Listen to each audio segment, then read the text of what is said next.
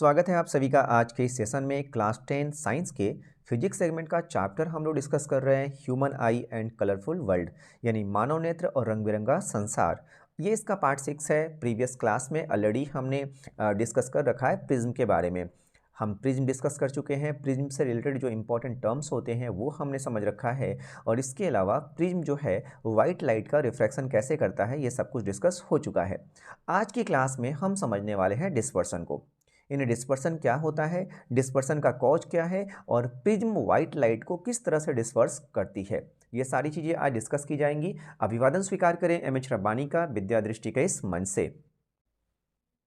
एक glass prism जो है वो वाइट लाइट का डिस्पर्सन किस तरह से करेगा, अगर इसे हमें समझना है तो आप यहाँ नोटिस कीजिए। देखिए ये वाइट लाइट है और वाइट लाइट जब प्रिज्म के अंदर एंटर करेगा तो होगा क्या, सबसे पहले ये रिफ्रैक्ट होगा। रिफ्रैक्ट क्यों होगा, क्योंकि बाहर जो है रेयरर मीडियम है और प्रिज्म जो है कंपैरेटिवली क्या है, डेंसर मीडियम है।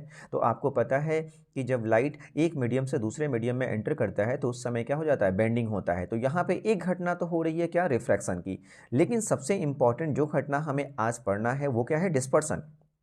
अब डिस्पर्सन आप यहाँ समझ सकते हैं कि जब ये वाइट लाइट प्रिज्म के अंदर एंटर कर रहा है तो हो क्या रहा है, ये अपने 7 कलर्स में स्प्लिट आउट हो जा रहा है। आप इसे यहाँ पे नोटिस कर सकते हैं। आप देख सकते हैं सबसे ऊपर क्या है, रेड है और सबसे नीचे क्या है, वायलेट है। तो इस तरह से ना हमें ना एक 7 कलर का ना बैंड मिलता है जिसे आप स्पेक्ट्रम भी कहते हैं। तो ये जो इंसिडेंस यहाँ पे दिख रहा है कि वाइट लाइट जब प्रिज्म के अंदर एंटर कर रहा है तो वो 7 कलर्स में स्प्लिट आउट हो जा रहा है, इसी स्प्लिटिंग को ही हम कह देते हैं डिस्पर्सन। तो अगर इसे हमें पेपर में लिखना हो कि हम कैसे लिखेंगे कि डिस्पर्सन क्या होता है, तो आप इसे यहाँ से समझ सकते हैं।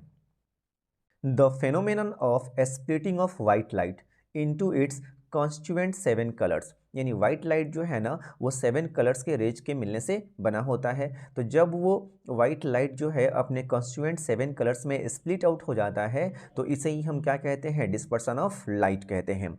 अब लाइट जब डिस्पर्स होता है ना तो ये एक रेनबो इफेक्ट क्रिएट करता है और ये रेनबो इफेक्ट आपको यहाँ पे दिख रहा है। ठीक है, रेनबो के जो 7 कलर्स होते हैं उस तरह का इफेक्ट यहाँ पे ये शो कर रहा है। अब सवाल है कि डिस्पर्सन तो हो रहा है, अब इस डिस्पर्सन का रिजल्ट क्या होता है, इसका इफेक्ट क्या होता है। तो इस डिस्पर्सन का इफेक्ट आपको यहाँ दिख रहा है। आपको क्या दिख रहा है, यहाँ पे एक कलर का बैंड मिल रहा है और इस बैंड को हम कहते हैं क्या, विजिबल स्पेक्ट्रम।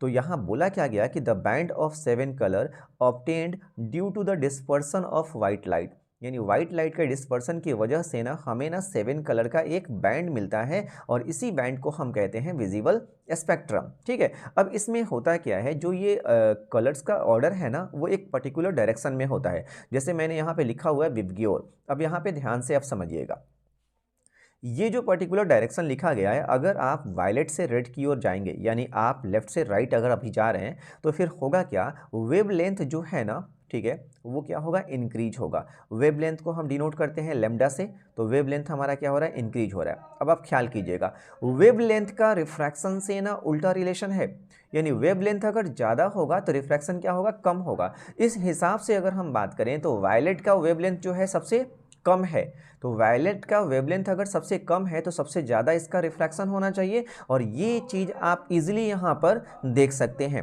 वायलेट सबसे हमें नीचे दिख रहा है, यानी सबसे ज़्यादा रिफ्रैक्शन किसका हुआ है, वायलेट का हुआ है। आप देख लीजिए, ये हमारा वाइट लाइट है, इसका अगर एक्चुअल डायरेक्शन होता तो ये कुछ इस तरह से पास आउट हो जाता, लेकिन वायलेट कहाँ पे आ रहा है, यहाँ पे आ रहा है। तो वायलेट का सबसे ज़्यादा रिफ्रैक्शन हुआ, क्यों हुआ, क्योंकि वायलेट का जो वेवलेंथ है वो सबसे कम है। और अगर हम रेड की बात करें, रेड का वेवलेंथ सबसे ज़्यादा होता है, तो रेड का वेवलेंथ ज़्यादा है तो रिफ्रैक्शन उसका क्या होगा, कम होगा। और आप यहाँ देख भी सकते हैं इसका सबसे कम क्या है, रिफ्रैक्शन है। तो अगर आपसे कोई ये पूछता है कि डिस्पर्सन का रिजल्ट क्या होता है, डिस्पर्सन का इफेक्ट क्या है, तो डिस्पर्सन का इफेक्ट ये है कि हमें एक स्पेक्ट्रम दिखाई देता है और वो स्पेक्ट्रम आप यहाँ पे देख सकते हैं। डिस्पर्सन के कॉज को समझते हैं। देखिए डिफरेंट कलर्स के ना रेज होते हैं और हर कलर के रेज का अपना एक अलग वेवलेंथ होता है और अपनी फ्रीक्वेंसी होती है। Different colours move with same speed in air और वैक्यूम, यानी एयर और वैक्यूम में जब डिफरेंट कलर्स के रेज मूव करते हैं ना तो उनकी स्पीड जो है वो सेम होती है। बट आप ख्याल रखिएगा कि जब वही डिफरेंट कलर के रेज ना किसी रिफ्रैक्टिव मीडिया में यानी एयर और वैक्यूम के अलावा किसी दूसरे मीडिया में, जैसे मान लो ग्लास में या प्लास्टिक के अंदर मूव कर रहे हैं, तो फिर उनका जो स्पीड होगा ना वो अलग अलग होगा। इस वजह से होता क्या है कि रिफ्रैक्टिव इंडेक्स जो है ना किसी मीडियम का, वो अलग अलग कलर के रेज के लिए ना अलग अलग हो जाता है।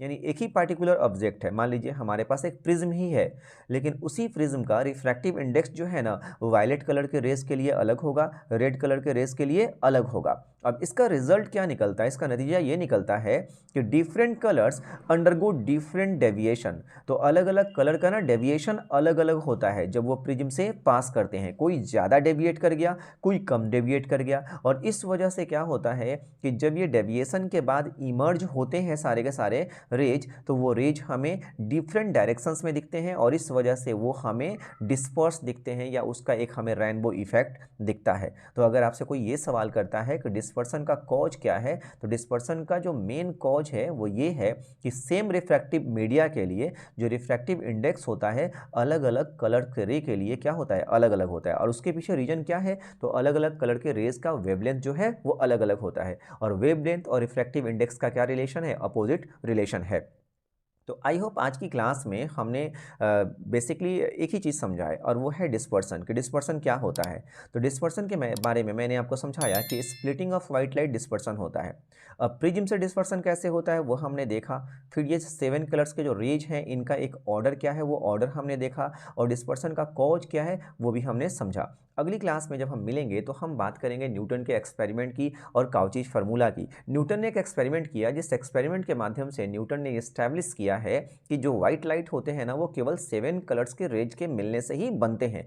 यानी कि अभी जो हमने डिस्पर्सन इफेक्ट देखा है ना, रेनबो इफेक्ट, तो वो न्यूटन क्या करेगा, इस रेनबो इफेक्ट को दोबारा से रिकम्बाइन करेगा और रिकम्बाइन करके व्हाइट लाइट दोबारा से प्राप्त करेगा। तो ये सारी चीज़ें हम समझने वाले हैं अगले सेशन में। तब तक के लिए आप पढ़ते रहें, व्यस्त रहें और मस्त रहें।